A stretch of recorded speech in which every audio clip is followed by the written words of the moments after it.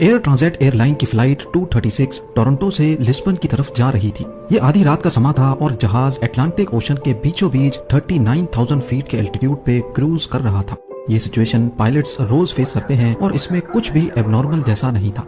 पर जहाज में एक चीज ऐसी थी जो चंद लम्हों में ही सारी सिचुएशन को बदलने वाली थी। यहाँ आपको बताते चलें कि अटलांटिक ओशन के ऊपर 39,000 फीट के एल्टीट्यूड से भी दूर दूर तक जमीन नजर नहीं आती। वहाँ कैप्टन को अचानक मालूम पड़ा कि जहाज का फ्यूल अब खत्म होने वाला है। ये दोनों पायलट्स के लिए एक बहुत ही खौफनाक सिचुएशन थी, क्योंकि अटलांटिक ओशन के ऊपर फ्यूल खत्म होने का सिर्फ एक ही मतलब है और वो है मौत। नाजरीन, ये वाकया पेश आया था 23 अगस्त 2001 को टोरंटो पियर्सन एयरपोर्ट पे एयर ट्रांजिट एयरलाइन के एयरबस A330 को टोरंटो से लिस्बन जाने के लिए प्रिपेयर किया जा रहा था। ये 7 घंटे की नॉन स्टॉप फ्लाइट होने वाली थी और इसीलिए इसमें 48 मीट्रिक टन फ्यूल डाला गया और प्रिपरेशन के बाद इसमें बोर्डिंग का अमल शुरू कर दिया गया।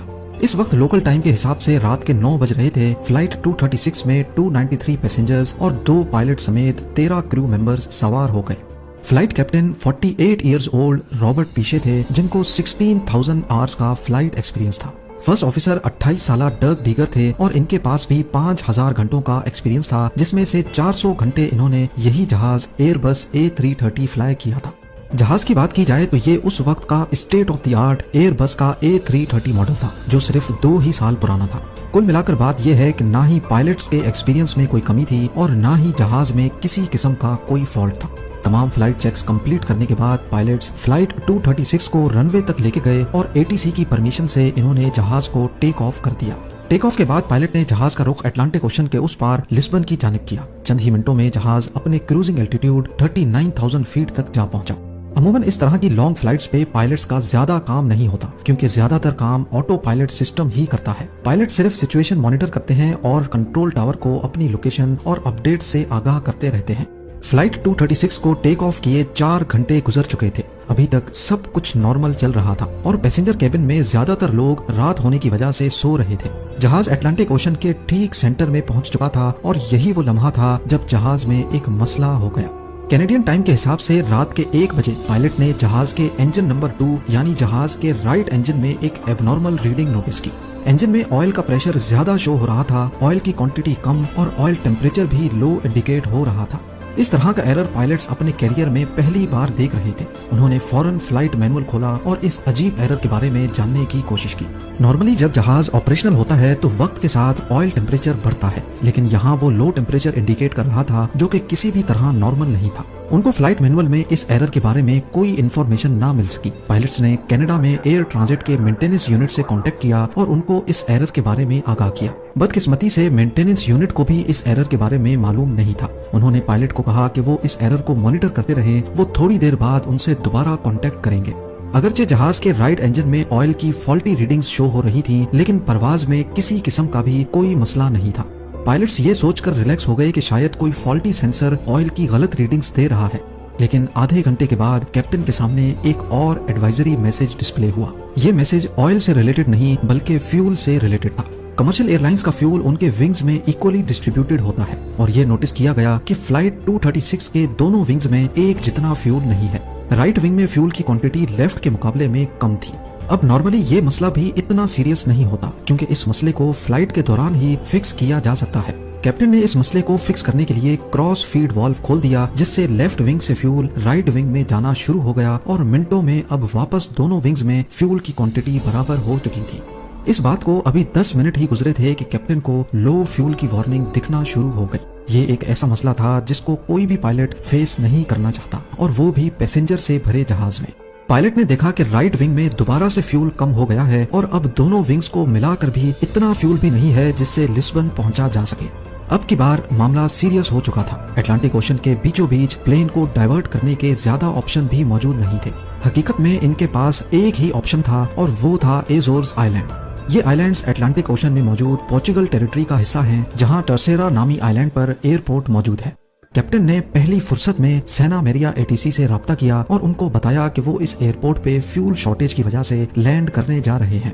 पर अभी तक पायलट को भी कंफर्म नहीं था कि वो इस एयरपोर्ट तक पहुंच भी पाएंगे या फिर उनको ओशन में ही लैंड करना पड़ेगा। इस वक्त जहाज में 7 टन फ्यूल बचा था, यानी करीब 7,000 kg।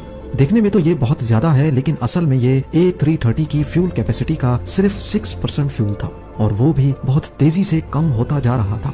पर सवाल ये है कि आखिर फ्यूल कम ही क्यों हो रहा था? क्या इस बार भी कोई फॉल्टी सेंसर गलत रीडिंग दे रहा था या फिर असल में फ्यूल की कमी थी? फ्यूल का कम होना सिर्फ एक सूरत में मुमकिन है कि कहीं ना कहीं से फ्यूल लीक हो रहा हो। ये पता लगाने के लिए कैप्टन ने फ्लाइट क्रू को इंस्ट्रक्शंस दी कि विंग की ट्रेलिंग एज यानी विंग के पिछले हिस्से को जाकर मॉनिटर करें। अगर तो फ्यूल लीक हो रहा होगा तो जरूर वहां से कोई इंडिकेशन मिलेगी, पर अंधेरे की वजह से क्रू को ऐसी कोई इंडिकेशन ना मिल सकी। अब कंडीशन ये थी कि हर 5 मिनटों में 1 टन फ्यूल खत्म हो रहा था। कैप्टन को अब क्लियर हो गया कि फ्यूल कहीं ना कहीं से लीक जरूर हो रहा है। उनके पास अब सिर्फ 25 मिनटों का फ्यूल बाकी बचा था, जिससे टर्सेरा एयरपोर्ट तक भी पहुंचना मुमकिन नहीं था।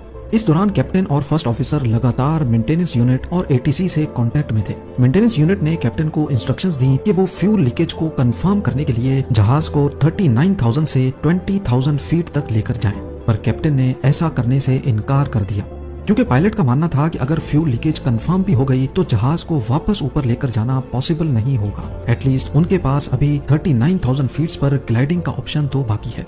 अगले चंद मिनटों में सारे शक दूर हो गए जब जहाज के राइट इंजन में आग भड़क उठी। ये देखकर जहाज में अफरा तफरी मच गई और पैसेंजर्स जो अभी तक सुकून की नींद सो रहे थे, उनके सुकून को खौफ के बादलों ने ढक दिया। जहाज में अब 4.5 टन फ्यूल और सिर्फ एक इंजन बचा था। इस एक इंजन पे जहाज का क्रूज करना पॉसिबल नहीं था, लिहाजा अब आहिस्ता आहिस्ता एल्टीट्यूड कम होना शुरू हो गया। दूसरी तरफ टर्सेरा एयरपोर्ट पे इमरजेंसी नाफिज हो गई। फायर ट्रक्स और इमरजेंसी क्रू ने हर तरह की सिचुएशन से निपटने के लिए अपनी तैयारियां शुरू कर दी। जहाज जो कि टर्सेरा एयरपोर्ट से अभी भी 240 किलोमीटर दूर था, उसमें अब सिर्फ 600 kg का फ्यूल बचा था। इतने में वही हुआ जिसका डर लगा हुआ था। जहाज का लेफ्ट इंजन फुल थ्रस्ट पे चलने की वजह से जल गया और अब फ्लाइट 236 बगैर इंजन के अटलांटिक ओशन के ऊपर ग्लाइड करने लगी। यहाँ पर कैप्टन का जहाज को 20,000 फीट तक ड्रॉप ना करने का फैसला बिल्कुल सही साबित हुआ। दोनों इंजन बंद होने की वजह से अब जहाज के अंदर अंधेरा छा गया, क्योंकि इंजन की वजह से ही जहाज का इलेक्ट्रिकल सिस्टम भी चलता है। खुशकिस्मती से जहाज का ऑटोमेटिक टरबाइन बाहर निकल आया, जो कि एयर स्पीड से सिर्फ इतनी इलेक्ट्रिसिटी जनरेट करता है जिससे कॉकपिट के इम्पोर्टेंट इक्विपमेंट्स चल सके। अब टर्सेरा एयरपोर्ट 120 किलोमीटर दूर था। जहाज 30,000 फीट तक नीचे आ गया था और कैप्टन को यह डिस्टेंस सिर्फ ग्लाइड करके पार करना था। पैसेंजर केबिन में अंधेरा और पिन ड्रॉप साइलेंस ने एक खौफ का समा बनाए रखा था, ऐसी खामोशी जो शायद किसी आफत का इशारा दे रही थी। वर्स्ट केस ये था कि अगर जहाज एयरपोर्ट तक ना पहुंच पाया तो उसको ओशन में ही लैंड कराना पड़ेगा। इसी वजह से क्रू ने पैसेंजर्स को पानी में लैंडिंग के हवाले से प्रिपेयर करना शुरू कर दिया।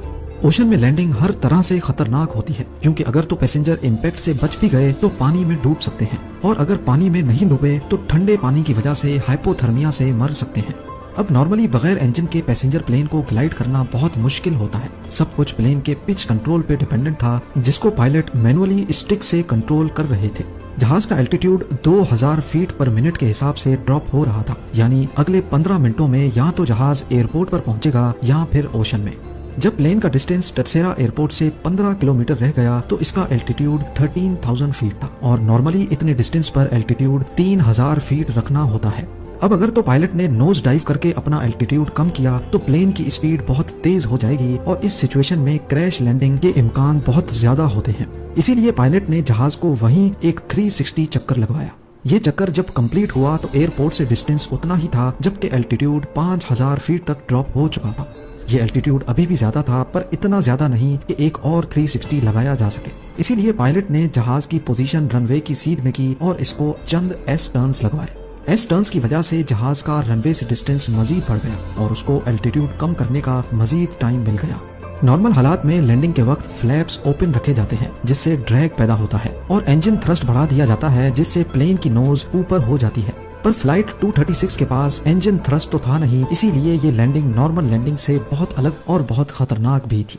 पायलट के पास प्लेन को लैंड करने का सिर्फ एक ही चांस था, या तो आर या तो पार। आखिरकार प्लेन एक जोर के झटके से रनवे पर लगा और 12 में से 8 टायर्स बर्स्ट हो गए। प्लेन को रोकने में थोड़ी मुश्किल तो जरूर पेश आई, लेकिन फाइनली वो स्किड करता रुक ही गया। प्लेन रुकते ही उसके लैंडिंग गियर में आग भड़क उठी, जिस पर एयरपोर्ट क्रू ने फौरन काबू पा लिया। फ्लाइट 236 एविएशन हिस्ट्री का वो पहला और आखिरी पैसेंजर प्लेन था जिसने बगैर इंजन के सबसे ज्यादा टाइम तक ग्लाइड करने का रिकॉर्ड बनाया। राइट इंजन में फ्यूल लीकेज के हवाले से जब इन्वेस्टिगेशन हुई तो मालूम पड़ा कि टोरंटो में टेक ऑफ से पहले मेंटेनेंस क्रू ने इंजन का एक पार्ट चेंज किया था, लेकिन वो पार्ट किसी और प्लेन का था। लूज फिटिंग की वजह से उसमें वाइब्रेशन हुई जिसने करीब से गुजरती फ्यूल लाइन को बर्स्ट कर दिया। इस वाक़े के बाद ही एयरबस ने एक नया सिस्टम इंस्टॉल किया जिससे फ्यूचर में पायलट्स को दौरान परवाज फ्यूल लीकेज का भी पता पड़ सकेगा। 1 साल बाद कैप्टन रॉबर्ट पीशे और फर्स्ट ऑफिसर डर्क टीगर को एयरबस A330 पर डेड स्टिक लैंडिंग परफॉर्म करने के लिए सुपीरियर एयरमैनशिप अवार्ड से नवाजा।